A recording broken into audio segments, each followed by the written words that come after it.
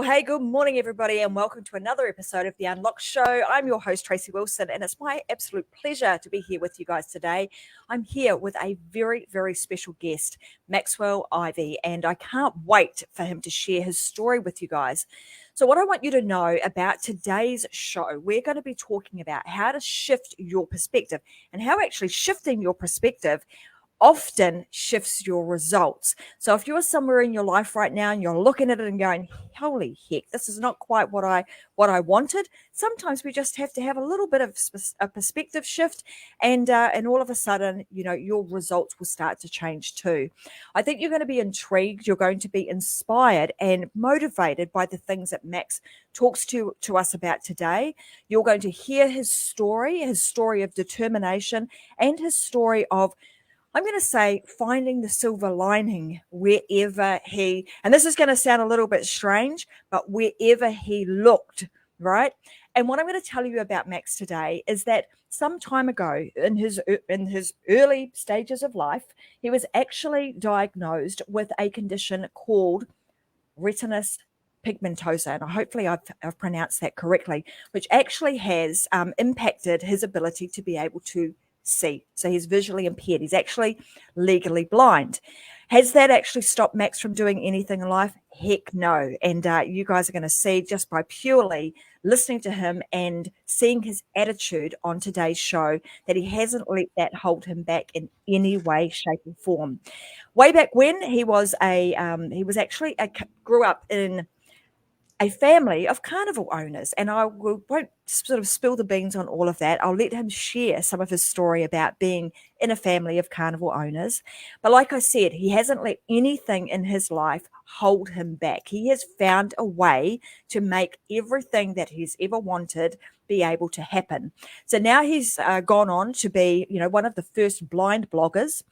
So he writes on his blog. He also speaks very, very frequently on various different pod shows and speaks to audiences all over the world and all over in his local area. And he continues to inspire local business owners to do their thing and to do it well, in spite of what might be in front of them or what might be holding them back or be little blips on the radar. Let's call them that. So welcome to the show, Max. It's fantastic to have you here. And I can't wait to sort of explore more about your journey and the secrets that you've had to your ongoing success. Welcome. Well, thank you. I appreciate getting to spend some time to talk with you and your audience, and hopefully we will inspire some of them to change the way they're looking at their circumstances. I have no doubt that is going to be the case. So let's kind of start here. Let's go, back in time.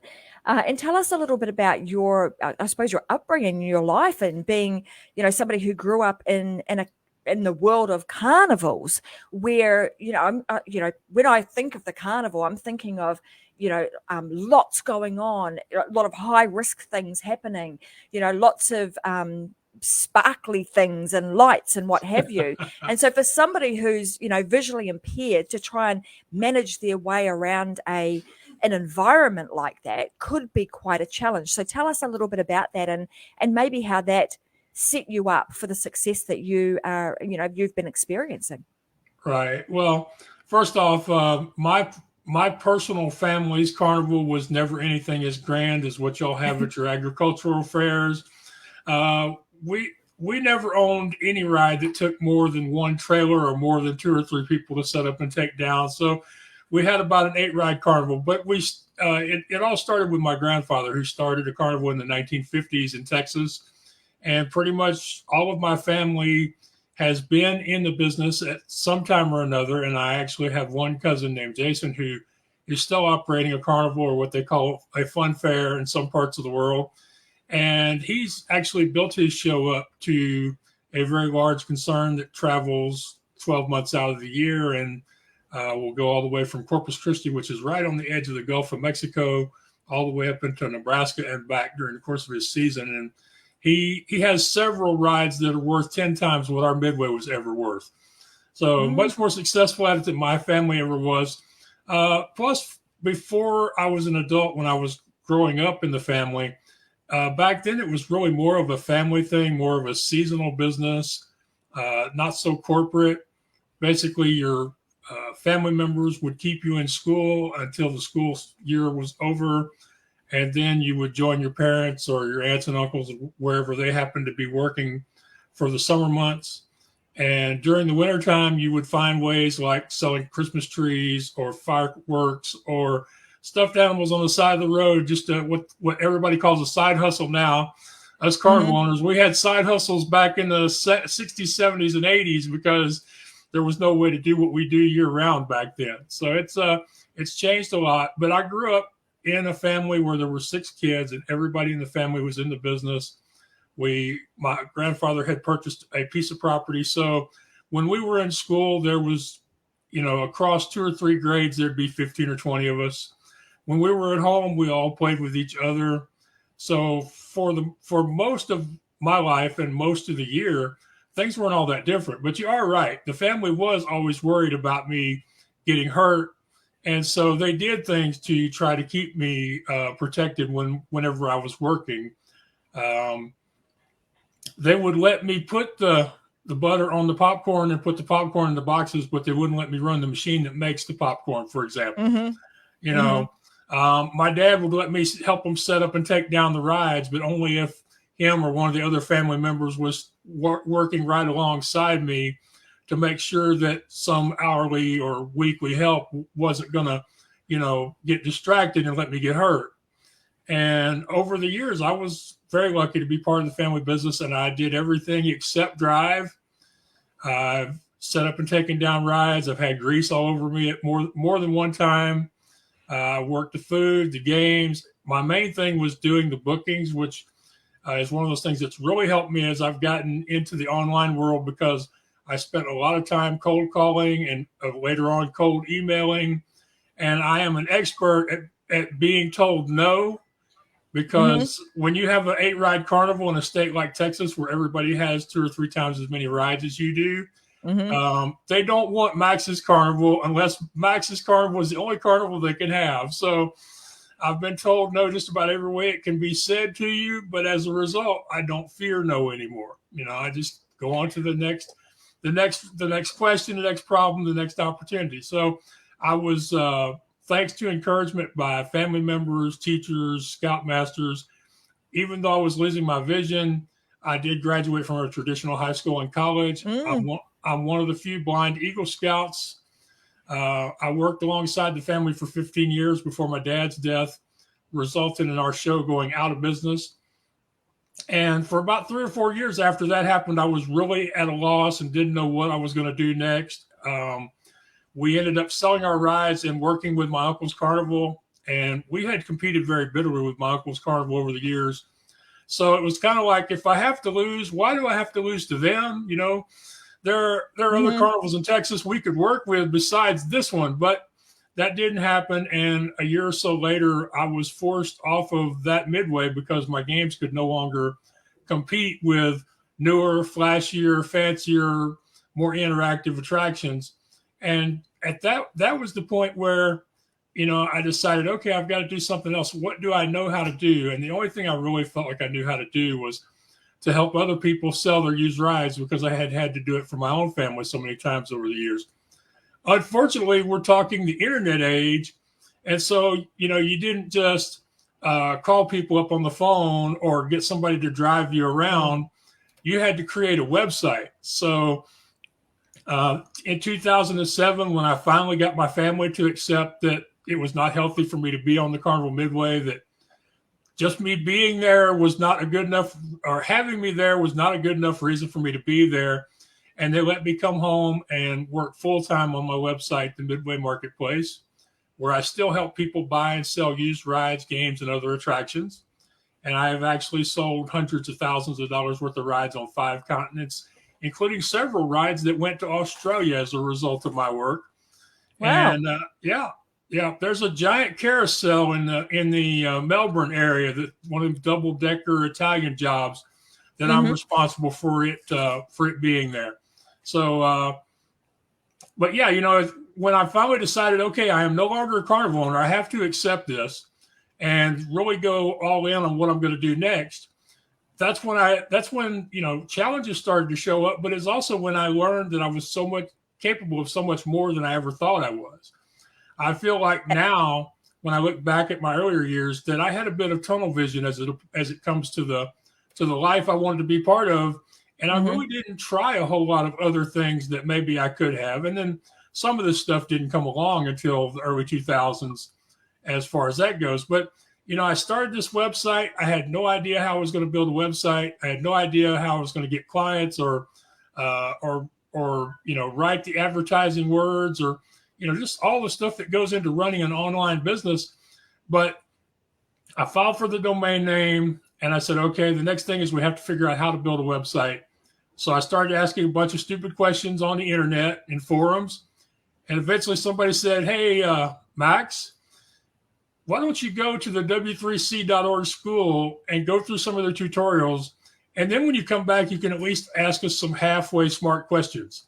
And, so I didn't get offended. I was like, great. I've been looking for a resource the whole time. Which one of y'all said this 3 months ago? So I go there and I go through the tutorials on how to create your homepage and links and how to put images on your website. And I go through it step by step. And I eventually get to the point where I've got my own website up and I'm doing a pretty good job with it. And people are starting to find out about my business. And then I get that email one day that says, I've just found out you're visually impaired. I wonder if you know how bad your website is. And I'm like, what do you mean how bad my website is? People are visiting it. Here's my stats. And he said, well, your colors are horrible. And he said, you've got this ice screaming yellow for a background. You've got blue text instead of black text. You got red link text, and you got this orange color that shows when links have been clicked before. He said, this is like something you see on the side of a honky tonk. And, I took offense at it. I mean, over the years, people have said Ray Charles and Stevie Wonder could have argued over it. It was that bright. But what I did was I said, okay, this site is as good as I can make it right now because this is the best I can do with my skills and talents. I didn't have any money to hire a webmaster. And back then, webmasters were getting crazy money, thousands of dollars. And I didn't have the faith to turn my baby over to somebody else if I had the money. So I just did. I said, okay, this is as good as you can do with the website, Max. Now, what else do you do? So I started recruiting clients and listing equipment, and I started selling equipment, and I started building an email list by exchanging text links on my website, and basically just did one thing after another after another. I made a lot of mistakes. I learned some of the lessons more than once, but eventually what happened was I did start to have success with the Midway Marketplace, but also people started saying, hey, Max, we are really inspired by the way you take on difficult challenges with joy and just do the next thing that seems to be in front of you. We want to hear more of your life as a blind entrepreneur. And so that led to the blindblogger.net. That led to 4 books so far. That led to public speaking and singing in public and being on hundreds of podcasts and now having my own podcast and even my own What's Your Excuse network. So a lot of this, though, it all goes back to that day on September 27th of 2007 when I filed for a domain name, not knowing what the heck I was going to do next. And then just did the next small thing and the next small thing. And to where now eventually I am a top influencer who's visually impaired. My podcast is in the top 5% of podcasts on the internet, according to Listen Notes. So all these things started because I basically just did that one small thing and then followed it up with a whole bunch of other small things. But the most important thing is I had to accept that I was no longer a carnival owner, that this industry that I grew up in was no longer my home. What an inspiring story. And I actually want to pause for a minute because I want to unpackage some of the things that you've spoken about because there's so many, important points, milestones within that journey that you have had. And I want to take you back to this because it was an important piece that you mentioned. And it was around you sort of started with it and you actually finished with it. And it was the day that you were like, okay, I need to kind of accept that I'm no longer a carnival owner. And now and I think that is extremely important in any success that we have in our lives moving forward, because often people are, we make these shifts. So whether it's from a corporate world into entrepreneurship, whether it's moving into a new job, whether it's learning a new instrument, whatever the thing is that you are doing, I think there's something that fundamental that happens. And you spoke about this when you said, I had to realize that I was more than a carnival owner. So that shift in your mind was like a identity shift.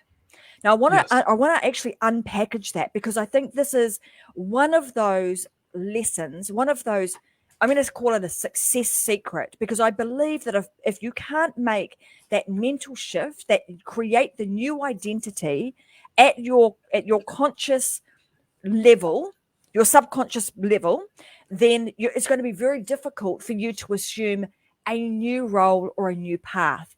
So talk me through, what was it that you did to actually assume and create the new identity? Because it could have been very easy for you to have said, hey, I'm a carnival, person. That's where my family grew up. I'm a carny. That's me. But you didn't do that. What did you specifically do that helped you to create that new identity of who you were creating, the Max of the now and of the then and the future? How'd you do that?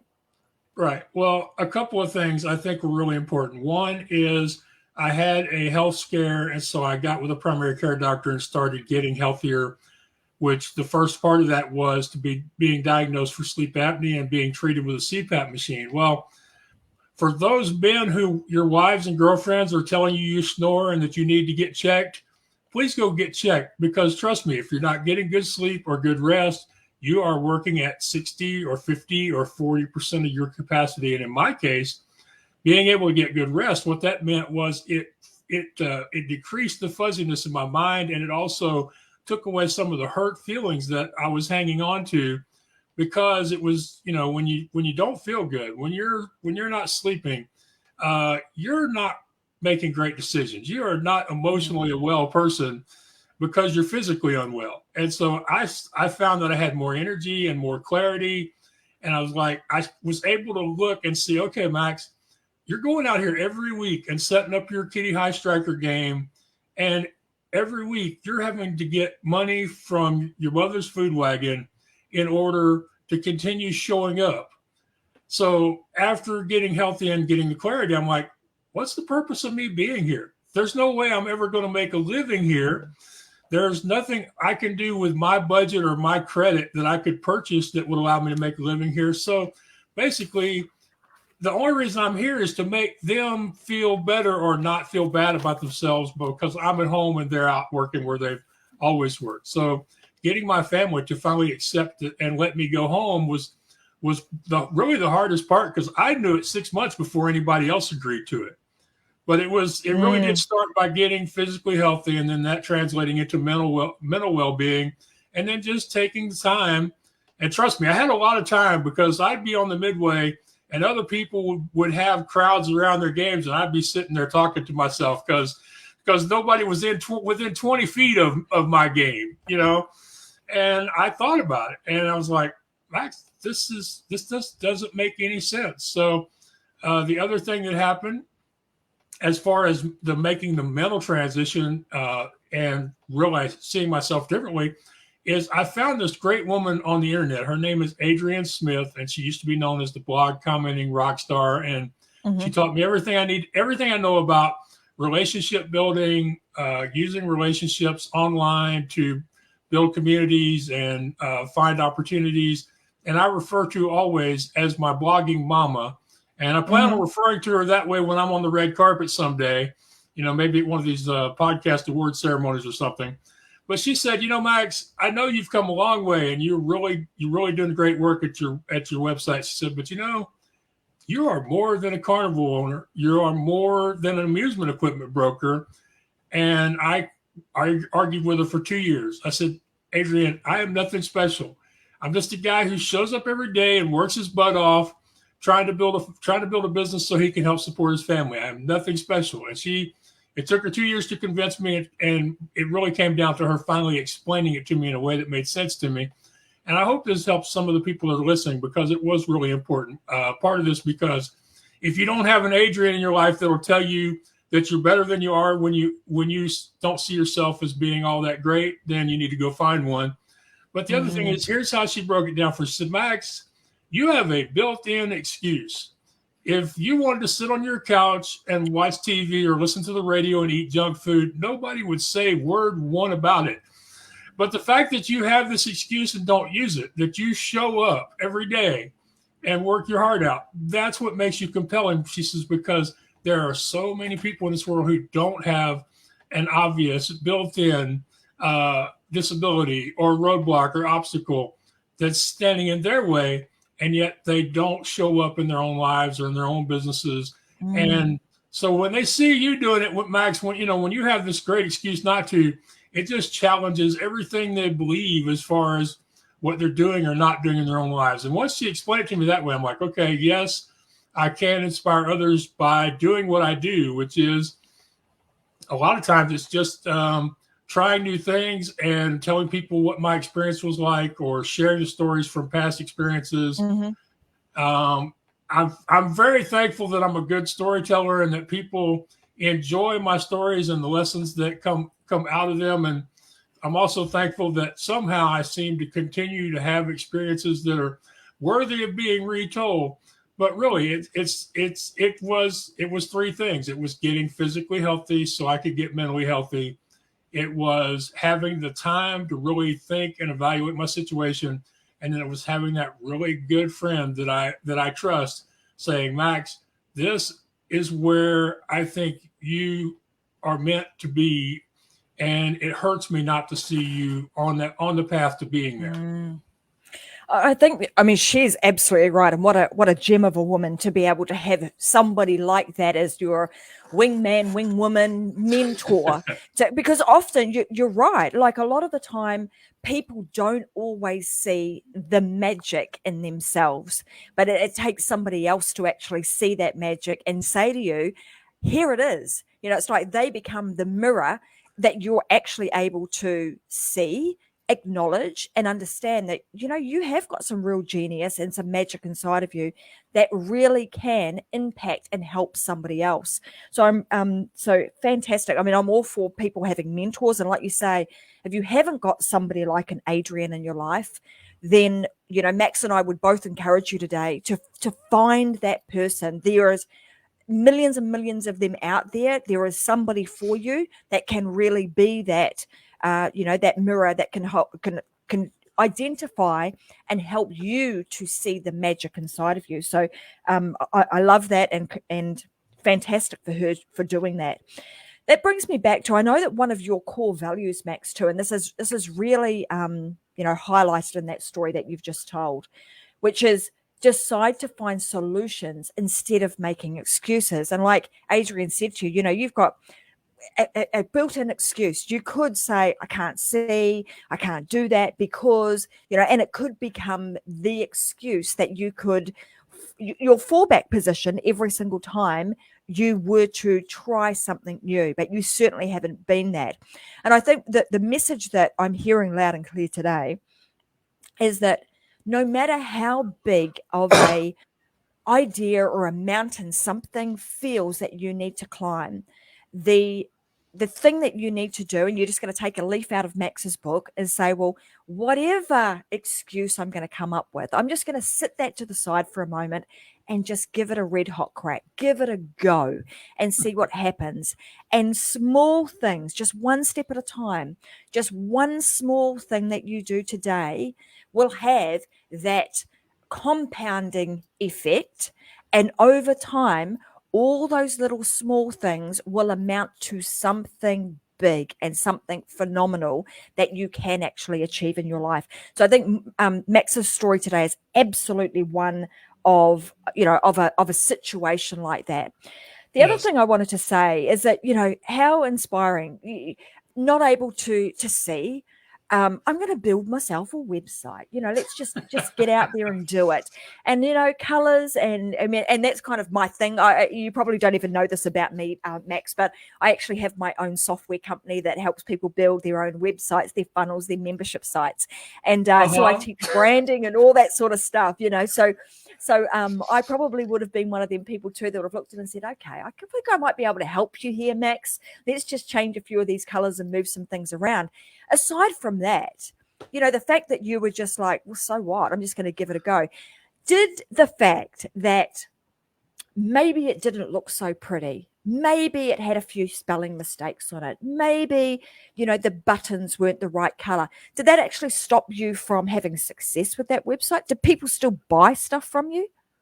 They still buy stuff from me now, and I've actually had several people that, even after looking at that website, hired me to give them appraisals on equipment so they could sell the equipment or finance it. So yes, it hasn't hurt me one bit. And we left out a couple of important things. I still don't have a way to manage media. I have both of my brothers will look at the photos people send me and they'll go, okay, Max, this is the order you should use them in. But when you can't resize photos, that means that you may have 2 or 3 different sized and different quality images on the same page together. So beyond the colors and the buttons, there was also the photos. So it was a mess. And if anybody doubts the veracity of what I'm saying, there's a website called archive.org. And if you look up midwaymarketplace.com on that website from 2008 or 2009, you will get a small glimpse of just how bad it was. And I do want to warn people, please do not look directly into your monitor. You may want to put on some sunshades first because it was bad. But, the real thing was, is I was at that point, okay, I'm no longer a Carnival owner. At this point, the only thing I feel like I know how to do was help people sell rides. I would eventually learn that was a flawed assumption. But so basically, I had 2 choices. I either go ahead and go with the site as it was, or I take the site down. And if I take the site down, I sure as heck can't sell nobody no rides, because as I always tell people when they ask me if I have somebody that will buy their particular piece of equipment, I always say, look, people won't buy it unless they fall in love with it, and they won't fall in love with it unless they can see it. So until we can show it to them, I can't answer that question, Yeah. Yeah. So well, I'm going to say to everybody listening today, if you are somebody that's, maybe you've got a website, or maybe you've got something that you've created, and perhaps you're procrastinating a little bit, thinking, oh, it's just not quite, let me put air quotes, perfect. I haven't got the right colors on it. This isn't finished. From Max's story, it's one of, he would say to you, just get it out there. Put it out there. It doesn't matter if it's not perfect, because you can always fix it on the go, right? It doesn't have to, it's not static. It doesn't have to stay that way forever. Unless get it out there. Unless it teaches a good lesson. I agree with you. Far too many people are letting perfection hold them back, and they have great work that they should be sharing with the world. And thankfully, during COVID, a lot of people have overcome that perfectionism and those fears and put themselves out there. But as far as things not being quite perfect, some of my best received work was not perfect. And I think I've actually come to understand that, especially online, people like to feel like they could do what you're doing. So whenever people see a website that is just off the scale as far as how well it's designed and how well it works, the more perfect or close to perfect a website or a blog or a podcast appears to be, the less likely people are to want to do business with that site, for the most part, because it just makes them feel bad about themselves. It makes them, especially if you're a sole entrepreneur or a small business, it makes them feel like, I could never do that. There's no way I could ever do what they're doing. So when you remember that there are all these millions of people out here thinking there's no way they could do what you're about to do, that really should take some of the pressure off of that fear of not being good. And I will tell you something, it's never going to be good enough. I wrote code over 6 years before switching to WordPress. And every so often I would run into a page that I had to update that I've written like week 1. And I would have to stop myself from editing all the stuff that I now knew better than to do, because as you do something, you get better at it, you learn more about it. But I would always stop myself because I would be like, man, if I fix this one page, I'll be fixing the other 1,000 pages or however many there are on that website. So, but here's a perfect example of how even something that's not great can still help you build an audience, can still draw people to you, your story, and your business. When I recorded my first video as the blind blogger, now you mentioned that I have retinitis pigmentosa, which generally eats away at the peripheral vision and the ability to see colors. Your vision in and out of dark places is decreased drastically. Well, I have very little vision. I can only tell if a light is on or off if I look directly at where it's supposed to be when I pull the string or flip the light switch. And so when I sat down to record my first video as the blind blogger, I found out later that I did not know the lights were off. So I recorded this great video. I wrote this wonderful blog post. I put it out into the world. I was so proud of it. And the first few people were like, and this was about a third of the people who saw this video. This was their response. They were like, Max, you're sitting in a dark room, or you're sitting in a cave, or it looks like you're in a mine somewhere. You need to fix this. You need to re-record this. And so I was about to do just that. And then I started hearing from people who were like, Max, you are the blind guy, and we could just imagine you leading us out of the darkness into the light, helping us overcome our blindness, and just so many different metaphors people would come up with for the fact that I had recorded this video and almost no light in my room. And so a third of the people thought it was junk, that it needed to be replaced. 2/3 of the people thought, what a wonderful metaphor. They were inspired and motivated by the fact that I took the courage to record the video, and that I put it out there, and it just happened to speak to them. And that's the way a lot of this stuff is online. We can never really know for sure in advance if a particular post, audio or video, is going to speak to large numbers of people until we release it. So back to what you said and back to what I said, just press publish, just press send, just get the stuff out there and get better as you're doing it. Because like you just said, it doesn't have to stay that way unless you decide you want it to stay that way. I have a few posts that are still as bad as they were on day one because they teach a particular life lesson, and I get to tell stories about them like today. And the thing that you've spoken about in here is that I'm going to say authenticity and relatability is really important. Like when you were talking about, right, so when I started in this realm of, online, right, and building relationships, but people are not looking for something that is perfect because it feels as if it's so far out of their reach that they just can't attain that. They can't get to that. Because if you're creating something that is very relatable, you're like, I can do that. That's me. That's possible. So you're actually opening people's eyes to the possibility and the opportunity that actually exists. The other thing that I want to say, and this is something you mentioned this is way back at the beginning of our conversation. And I think you said something like, when I was thinking through, why the heck am I still here, doing my thing with my family at the carnival?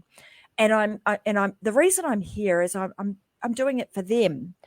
And I realized, I think this, I might not get these verbatim, but it was something to the effect of, I knew that whatever I was doing it I was wanting to make other people happy, because you're either doing things to make other people feel good or not feel so good.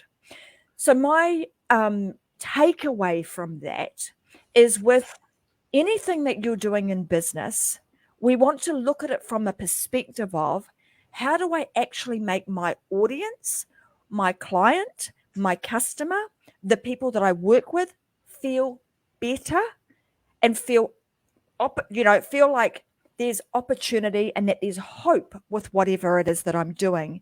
If I'm actually creating things to be perfect and to show that I'm better, I'm perfect, I'm this and that, the likelihood of you actually getting clients or having people follow and want to be part of your world is fairly slim.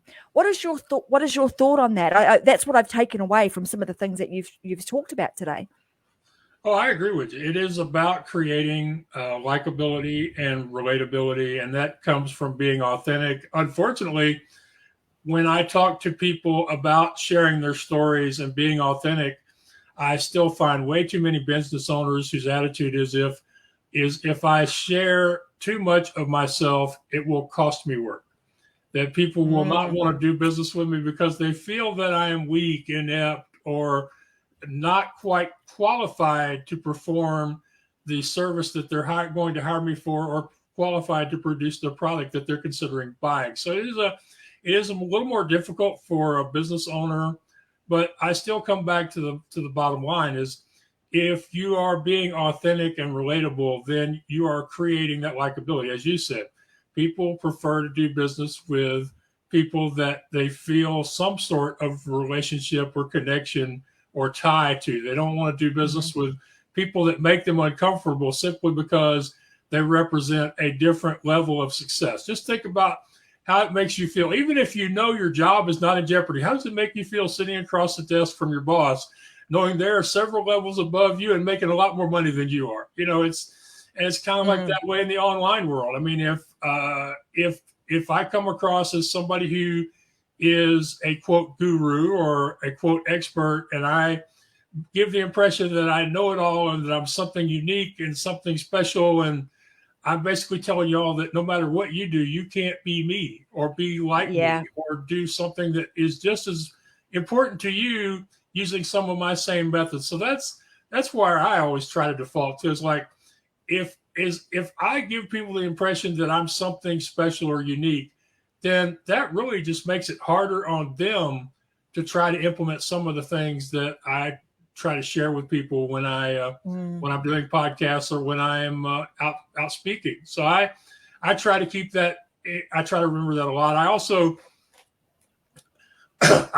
go out of my way to let people see the work that's being done by other people, whether they are friends or family or contractors, because that's part of my gratitude exercise, to make sure that I'm always thankful for when people do things for me, whether they're paid for them or not.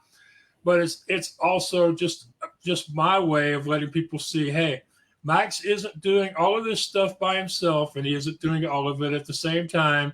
So please don't feel frustrated, depressed, or want to quit because you think Max is some Superman that he isn't. So that's another thing I wish more entrepreneurs, especially online business owners, would do more of, is let people see them. Okay, maybe you can't let them see you at your worst, but at least don't always show yourself to them at your best, at your glossiest, at your prettiest. Let people see you have bad days. Let people see you've made mistakes and recovered from them. I went on one of my trips to New York City. I went skating at Rockefeller Center, and I fell down several times. And I told the skate guys, I said, the next time I fall down, I want you to take a picture of me laying on the ice. And they're like, why would you want a picture of you laying on the ice? I said, because every person that knows me is going to know that 5 minutes from now, there'll be a picture of me standing up skating again. Amazing. So we really do. It is hard for business owners, but if you're trying to create that likability that will lead to trust, that will lead to potential business customers or clients, then letting them see a little bit more of you as the person you are the other, other times of the day when you're not in front of them, can really go a long way to building those connections and giving you the opportunity to have relationships with these people that can lead to work. Absolutely. Love it. It's so much fun. I had been lucky enough to also ice skate at the Rockefeller Center when my husband and I traveled to America a couple of years ago. And that was one of the things that we just wanted to go and do because we'd seen it, we'd seen it on the television so many times. It was like, cool, let's go do that. So that aside, like I'm interested to know, about your content creation journey. So one of the things that my business partner and I, Vicky Helm, do, and Vicky hosts another show called the Coffee Break Show, is that we actually teach people how to create their own live shows, find your voice and share your message through creating your own live show, such as this, right? So and often we get from people, I'm frightened, I'm scared, what would I say? How am I going to do that? Who's going to listen to me? So I'm really interested to know, what is your experience? Like, what advice would you give to somebody who knows they've got a message inside of them, knows that they want to get it out? What advice would you give to them? And then my second part to that is, what experiences, what benefits have you found by speaking out and sharing your story? Right. So I would say if somebody knows that they have a message to share, but they are nervous about live streaming, whether it's the technology or the sound of their voice or the people, worrying about their video quality and all these other things. Those of y'all who are watching can tell from my recording space that my backdrop is not amazing, but this is the best that we can do in my space, and I prefer to focus more on my message than on my backdrop. So I would say this: I think there's basically three ways you can do it. You can either just jump in head first and press record and put it up on the internet and do that, and then as you do it each time, you're going to get better. But I realize that's the hard way to do it. I mean, that's really facing a fear. And my friends have an expression about me. They like to say that Max isn't smart enough to be scared. So I've done a lot of things in my life where if I'd have thought about them a little bit longer, I might not have done them. So for example, when I recorded my first video ever, which was for the Midway Marketplace, I did it because I had just sold a $125,000 mall carousel, because I convinced the owners to record a 90-second video of it in operation. And I thought, hey, if it can do that for a carousel, maybe recording videos will do that for Max. So I got a friend to help me set up Skype, because back then all the cool kids were on Skype, and I recorded this short video, but I didn't have an intro and I didn't have the money or the time to arrange for one. So I just decided to sing on my intro. And I did a little bit of Nat King Cole's The Christmas Carol because it was near the end of the year, and I had set myself a goal of doing it before the year was over. So I thought, well, if I'm going to do this and I'm going to sing, I'm going to do Nat King Cole. And the funny thing was, people saw it and they're like, Max, we really like your singing. You need to do more of that. And since then, I've noticed that according to my YouTube stats, people listen to my singing more than they do my talking, which is encouraging and discouraging both at the same time. But I did it just, I just pressed record and I put it out in the world and went from there. That's the hard way to do it. The next thing to do would be to get you one of these resources that tells you everything that you need to do in order to go live or start recording videos, and do like I did with my website. Take each one of those steps as an exercise. Record yourself going through those steps and sharing those recordings with your close friends and family, so that you can get feedback without the real scary feedback of being on Facebook or YouTube or Instagram or TikTok. The third way, though, and I think you're going to like this, because I recently talked to a gentleman he's really into a bunch of crazy stuff, like driving dirt bikes over 100 and something miles an hour and jumping out of, and he's actually a pilot. And I asked him, I said, what do you do when you're trying to do something new and scary? He says, here's what he said, the way you have to do it is you have to find somebody who knows what they're doing, who can look over your shoulder and watch you do it and give you encouragement and feedback and advice while you're doing it. So in effect, the easiest way and the I think probably the most successful way to do this is to do what you and your friend do, which is walk people through the process and give them feedback on each step, and eventually get to the point where they can go live on StreamYard and be streamed around the world on 7 or 8 different platforms.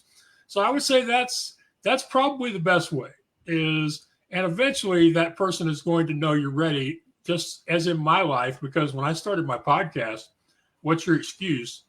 In the beginning, it was called No Excuses, and it's changed names a couple of times, but we're settled on What's Your Excuse now.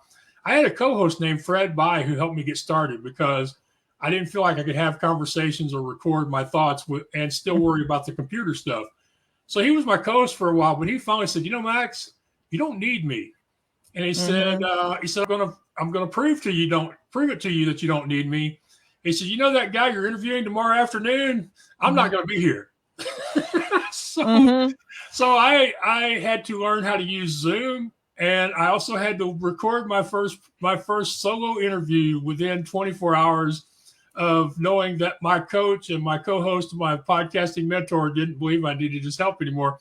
It was a wonderful interview. I learned a lot of stuff. My guest was a guy named Michael Schwartz, who is a filmmaker from San Francisco who likes to say that he's losing his sight, but not his storyteller's vision. Really cool guy. We had a wonderful talk about photography and filmmaking and how does a blind person create a movie, and which was all really perfect timing because that was just before I went off to New York for my first time. And without that interview, I wouldn't have gotten all the great photos that I came back with and that ended up in my third book, The Blind Bloggers New York City Adventures. So that's the best way. If you're not brave enough or crazy enough or maybe even stupid enough to just go ahead and do it, and you're not one of those people that can work through the steps on yourself, get somebody like you and have you help them work through until they go live. Well, that wasn't planned at all, that little conversation there. But no. For those that do want that little bit of help, I'm going to make an offer now for people to join our. We've actually got a free Facebook group and a free 14-day program that actually walks people through the process and gives them the confidence to be able to create their own live show. So if you head on, I'll get one of my team to actually put it in the comments section.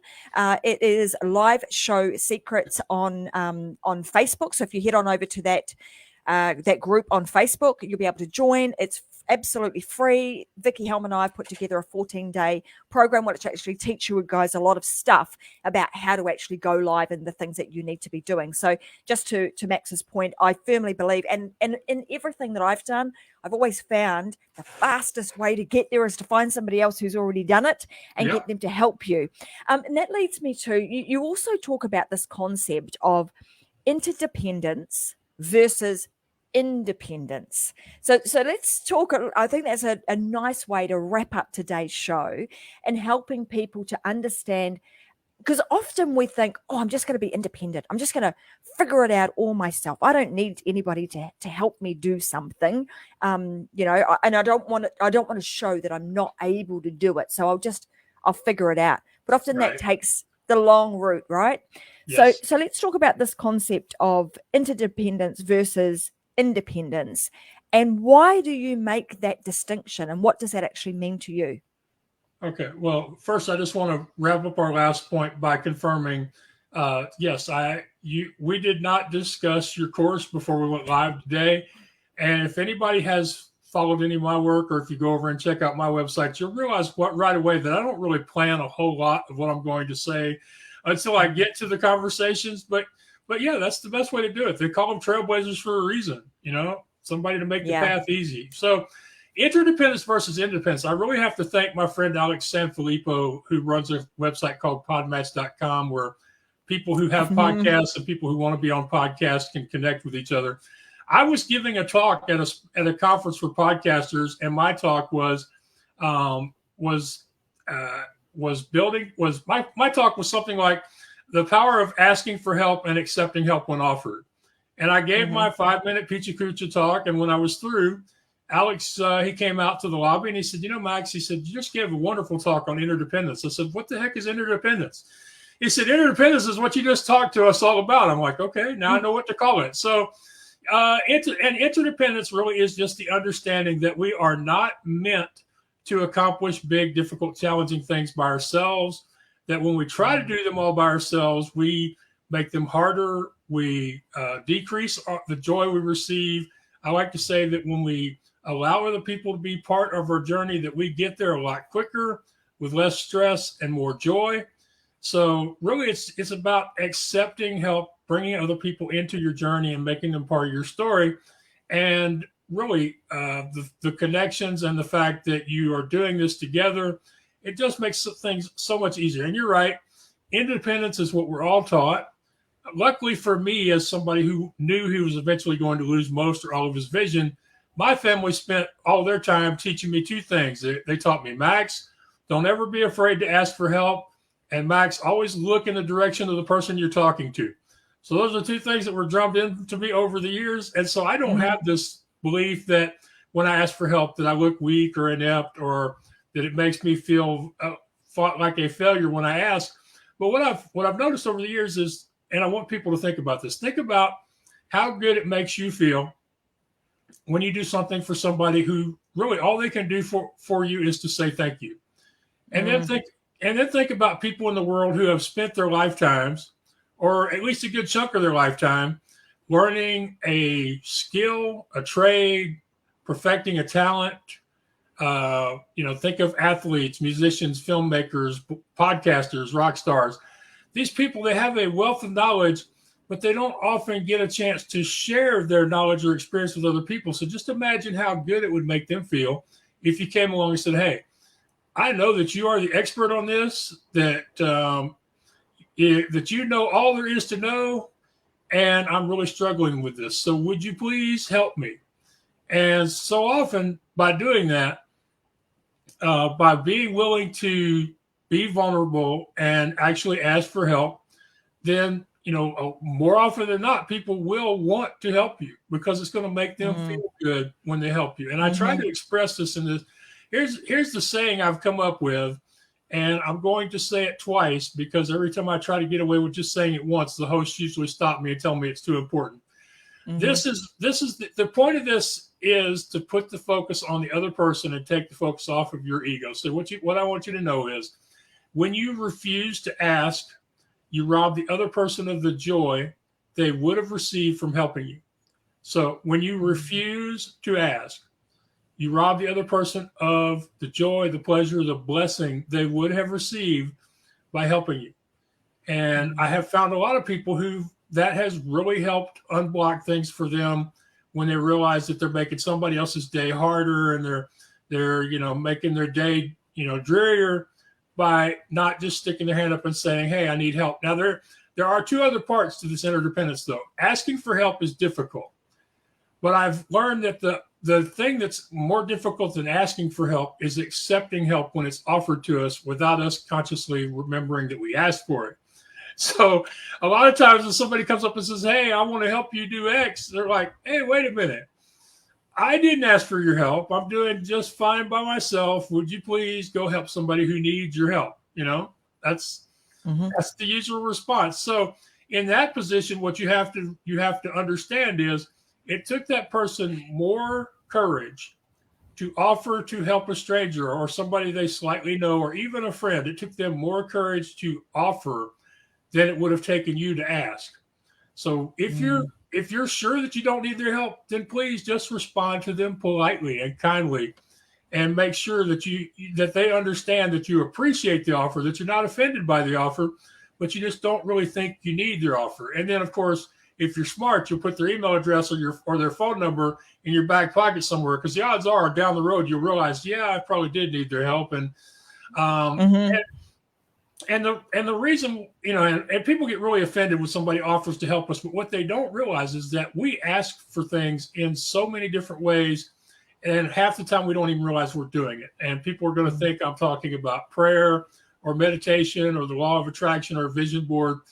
What I'm actually talking about is there are people in the world who notice other people. They are intuitive, if not empathic, and they will see a blog post or a podcast recording or an article or a social media post, and they'll think that person needs something, they need help, and it's something I could help them with. I'm going to reach out and offer to help them. So we ask in a lot of ways we never think.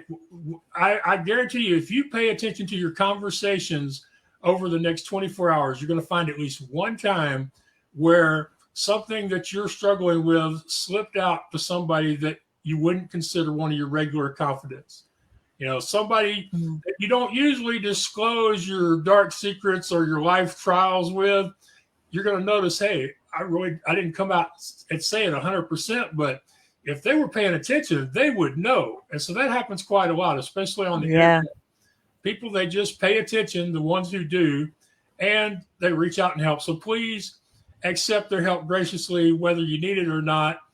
And then the third part of this interdependence is gratitude, because people think that when I say gratitude, I mean to say thank you. What I mean is, in order to show, well, we got a long way before my computer started talking. In order to show you truly appreciate what somebody has done for you or the advice they've given you, you have to take action on their advice or their information. I mean, I'm sure you have had many times in your life where you've had a conversation with somebody, they asked your opinion, you gave them their opinion or your opinion, and then when they walked off, you thought, yeah, sure, they're never going to do anything I just talked about. So, with gratitude, it's taking action and implementing what they have offered to teach us. And then along with that, saying thank you, if appropriate, posting on social media or sending out an email and letting other people know, hey, this person did something really cool for me that I greatly appreciate. Those are parts of gratitude. But to me, the biggest part of gratitude is using the information or advice or technique that you were given from this person that offered to help you. So interdependence, there are three things, or four. I guess you said there are 4 parts. There's the building of the community.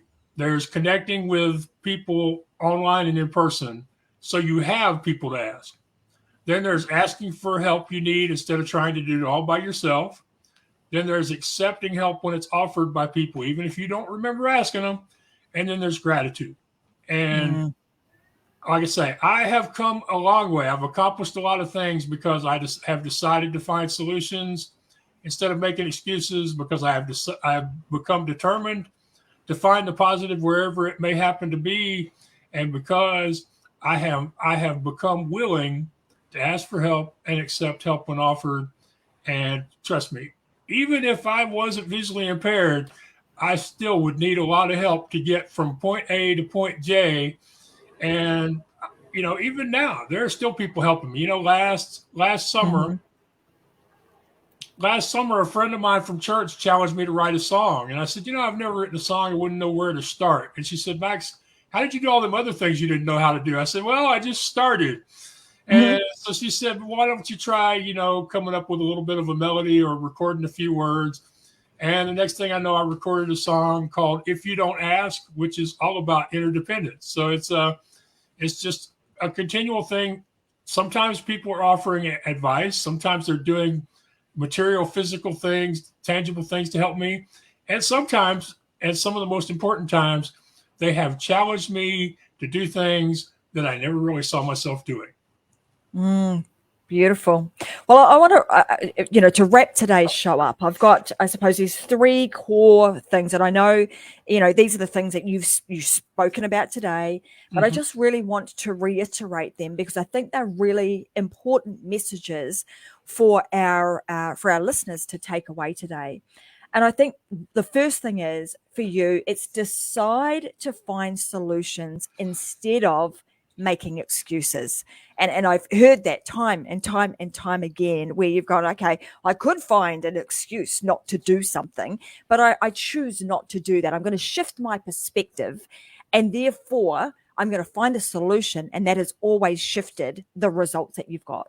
The second is to ask for help and to accept that help when it is offered. And Max just spoke about, as being aware and being listening and looking out for when people need help and being able to offer it. And then also using that gratitude and accepting and actually taking action on the advice that you're given. And the third is to determined to find something good in every aspect. And I think we started today's show with finding that silver lining, so finding something good in every aspect of your life. And you said that the bottom line is that has actually inspired you, and you've gone on to use that same philosophy to continue to inspire others. And with that in mind, with those 3 things, I think, Max, you have a life where you've been able to, let's call it, manufacture, create, dream, bring, manifest, whatever you want to call it. You've put yourself in the driver's seat, despite some of the challenges that you've faced, to actually create a life where you are really, truly happy and being able to do the things that you want to do. Yes. So I want people to take that away from today's conversation. It's been very inspiring. I've loved every minute chatting with you. Maybe we'll have you back some other time and we can talk about some other stuff, because I know that, great storyteller always has lots more stories to be told. So maybe, maybe you can come back at some other time and we can have a bit more of a chat, because I think there's a lot more to unlock from the life and wisdom of Max Ivey. So thank you for being such a wonderful guest. Well, thank you for such a wonderful compliment. I appreciate that you agree that I'm a good storyteller, and I would love to come back at some other time. And I just want to leave with this thought, because this is really important to me. I started having conversations over the internet with people, before we called it podcasting. It was radio interviews in 2013. Which I know there were some people who started in 8 or 9, but I've been doing this a long time because I didn't have a way to meet people face to face, and I knew there had to be an option. I eventually found radio and podcast interviews, and I've done literally hundreds of them. But here's the thing: without people like you, without people like Brian Jackson, who gave me my first shot on the air, people wouldn't know who the heck I am. There wouldn't be the blind blogger, or what's your excuse, or no excuses, or the Why Excuse Network. None of this stuff could happen without people like you. So, talking about accepting help, I want to thank you for your part in my journey and your part in my continuing story. Oh, you are most welcome, and thank you very, very much. It's as you say, like this interdependence. It's about two people helping one another, and hopefully by us doing what we do today, right? We're inspiring and we're helping somebody else, and we're encouraging somebody else to find their voice, and also either be a guest or go ahead and create your own show, so that you too can be a vehicle that allows the unlocking of people's voices, and the person that can help other people shift their perspective and their results, because it's so important. So guys, I want to say thank you very much for tuning in today. You guys know that with the Unlocked show, it's live. I'm going to be back here again on Friday morning, Brisbane time, 10 a.m. for another episode of Unlocked.